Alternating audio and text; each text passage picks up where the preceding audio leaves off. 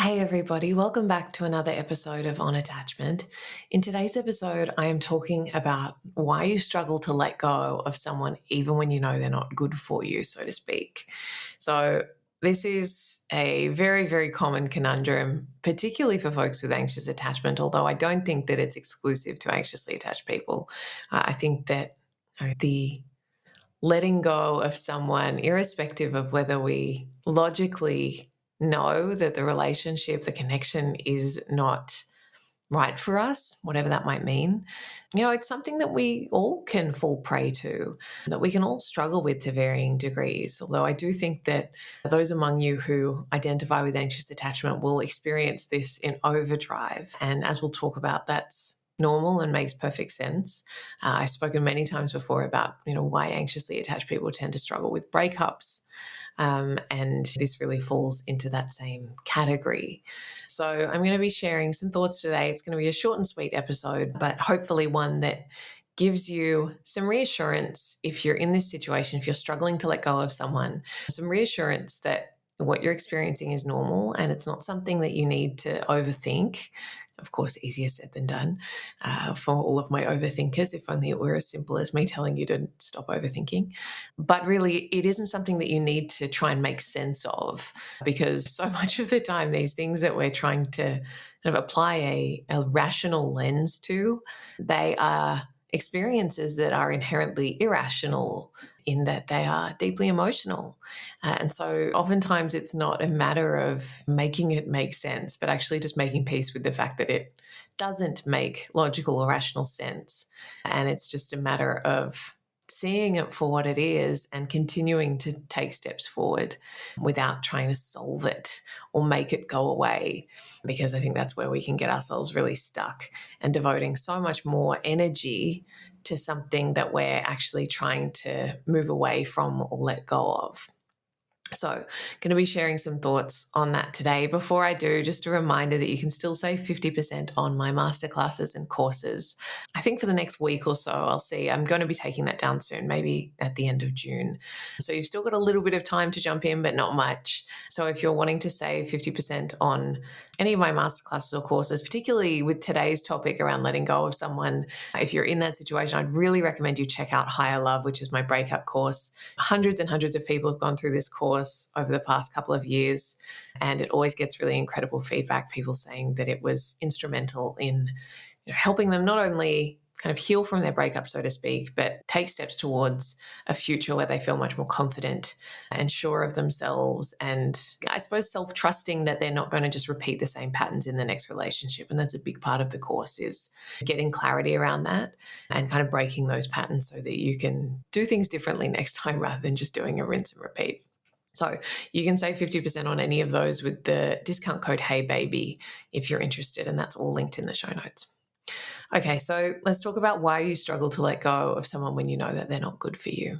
Now, as I said, very, very common experience, so normal. And as I've spoken about many times before, if you search breakups within this podcast, there's heaps of episodes on it that you can go back and binge listen to if you feel so inclined.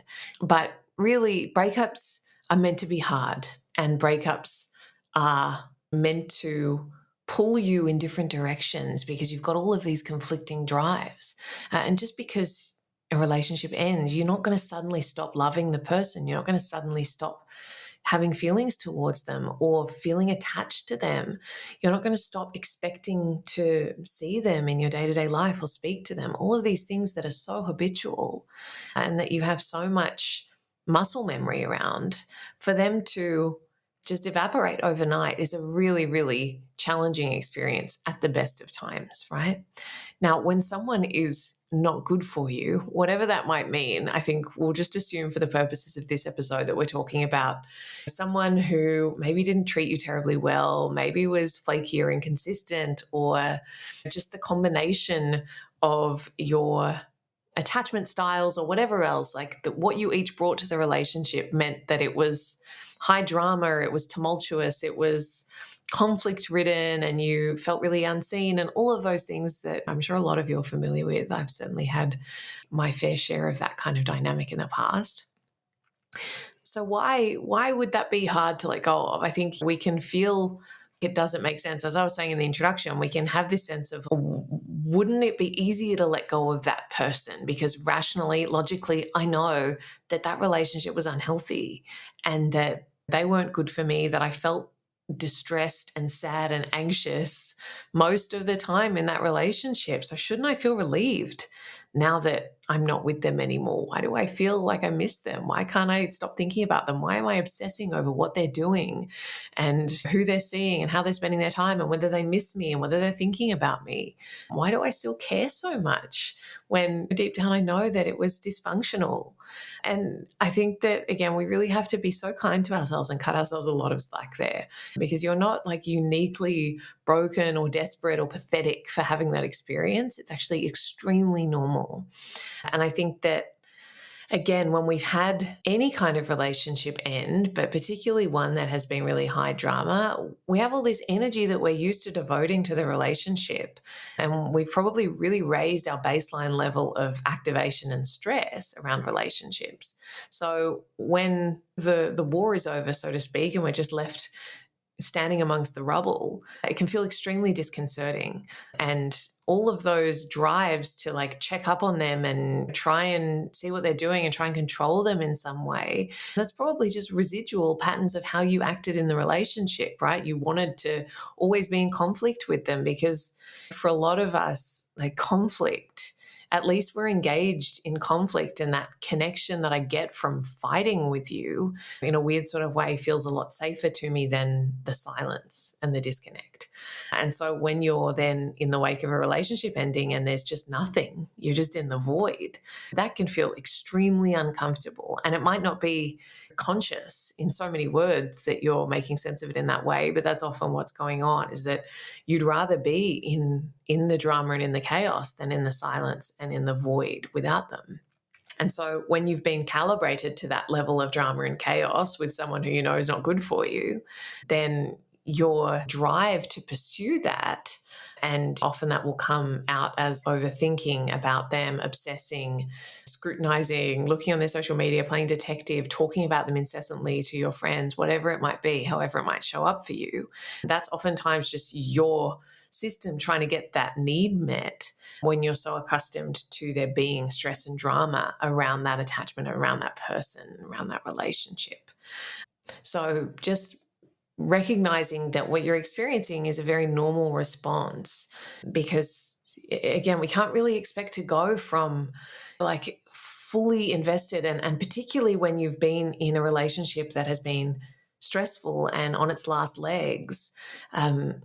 Again, with anxiously attached people, the tendency is to just keep upping the ante in terms of how much energy you are putting towards the relationship. So you've probably neglected like every other aspect of your life, and you were consumed by it, right? You were thinking about them all day long, or maybe you were trying to talk about the relationship all day long, but like really doubling down on trying to hold on, trying to get them to see you, to see your perspective, to agree with you, to see how much they were hurting you so that they would change, all of these patterns.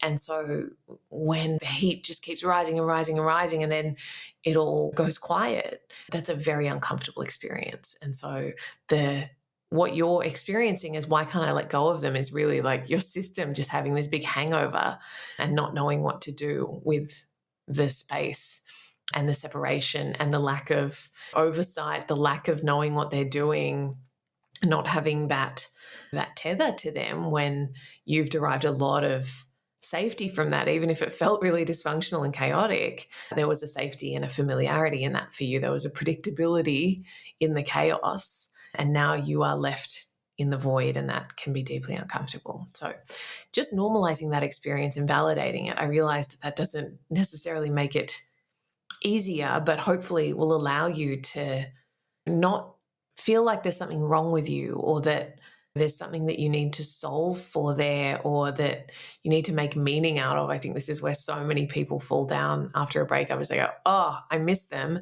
That must mean something. That must mean that we should get back together. So off I go. I'm going to text them, and I'm going to ask to see them and have one more conversation and try one more time, because if this were the right thing, I wouldn't be feeling this way.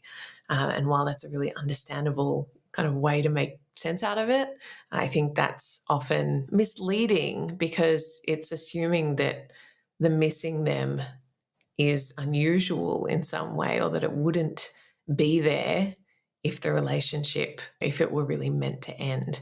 Whereas I think if you go into a breakup expecting to miss them, irrespective of what the relationship was like, knowing that it could be the most dysfunctional relationship in the world and you're going to have little moments of loss and grief, and that's completely normal as you kind of figure out the next chapter.